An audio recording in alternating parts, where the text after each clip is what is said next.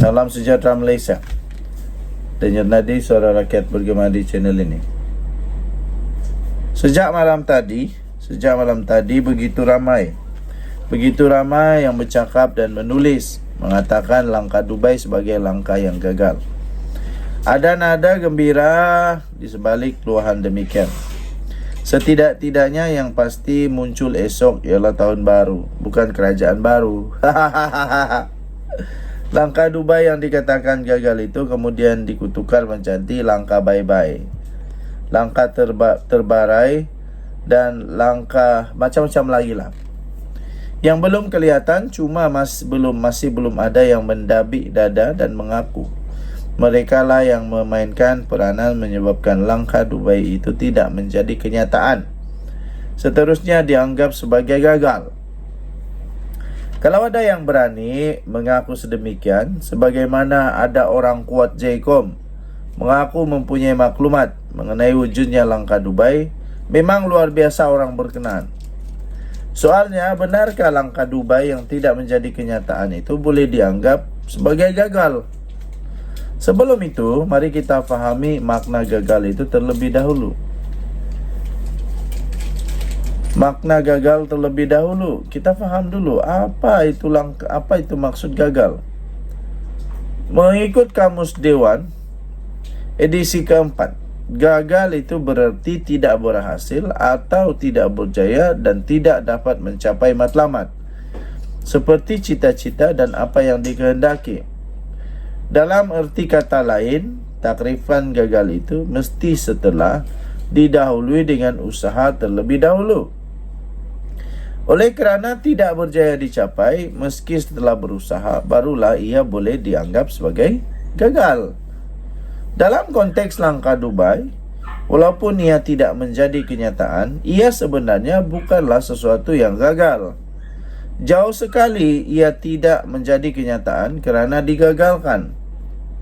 Ini kerana langkah Dubai yang heboh itu tidak pernah digerakkan, tidak pernah diusahakan oleh sesiapa pun.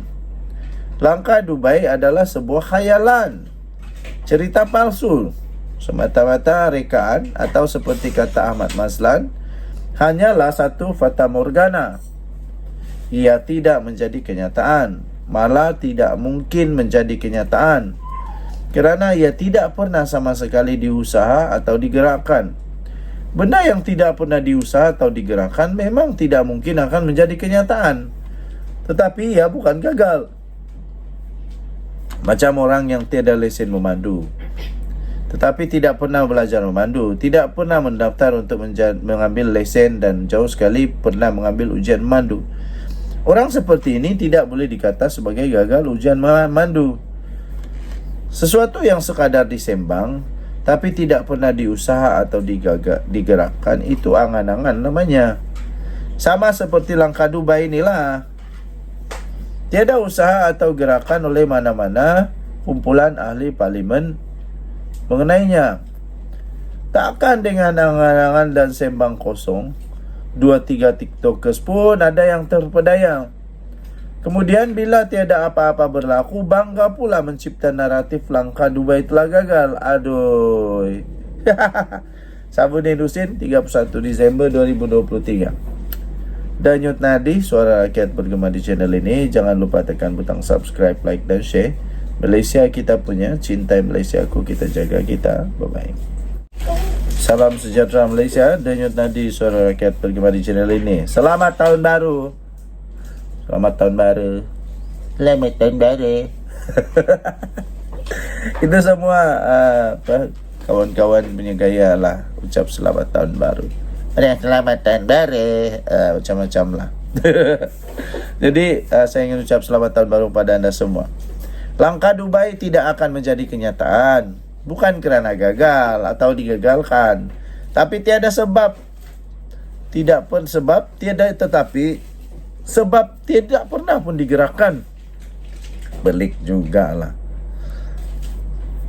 Tapi kenapa sekarang baru ada sebenarnya? Dikala Daim Zainuddin punya Menara Ilham kena sita, dikala ramai orang mahu supaya Mahathir pun turut disiasat dan disiasat dengan serius. Soalan saja, soalan saja. Kenapa baru sekarang baru muncul langkah Dubai? Apa kena mengena dengan dua perkara ini? Oh, pening kepala. Aduh, apa kena mengena? Kenapa dulu sebelum adanya kes yang berat betul ini, kenapa tidak diusahakan sampai ada langkah Dubai? Heran juga. Orang kata, tapi yang sebenarnya tak ada kena-mengena pun. Orang kata sebenarnya terjadinya langkah Dubai ini diciptakan, menjadi khayalan yang diciptakan kerana kebetulan Kebawah Duli Yang Maha Mulia Seri Paduka Baginda yang di-Pertuan Agong bercuti di sana. Dan kebetulan pula ramai pula ahli politik sedang bercuti di sana. Ada yang bercuti, ada yang tidak tahu bercuti ke tidak, ada yang pergi umrah, ada macam-macam lagi lah. Jadi itulah sebabnya kononnya mereka akan tiba-tiba jumpa dengan Agong, lepas tu pergi pujuk Agong, macam-macam lah. Tapi macam mana boleh cukup 112 orang? Kenapa mesti di Dubai? Tahu-tahu Dubai itu mahal. Jadi terfikir juga, apa kaitan dengan Daim dan Mahathir? Tapi tiada kaitan sebenarnya. Tiada kaitan. Itu hanya persoalan orang kampung. Itu semua secara kebetulan saja terjadi. Okey. Tuan-tuan dan puan-puan yang dihormati sekalian,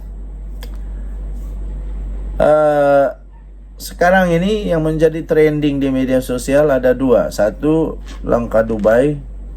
Dua, Menara Ilham Daim Zainuddin. Menara Ilham Daim Zainuddin yang disita. Paling teruk rupa-rupanya mengikut section yang dibuat siasatan itu. Menurut seorang pakar undang-undang, menara itu bukan saja boleh disita, tapi boleh dilucut hakkan. Walah weh, memang sedih lah kali ini Daim Zainuddin kalau bukan saja disita, tapi boleh dilucut hak, boleh dirampas sudah betul-betul hak dia.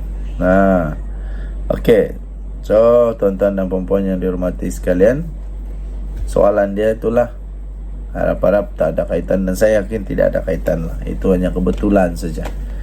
Dan yang tadi Suara Rakyat bergema channel ini. Bye-bye.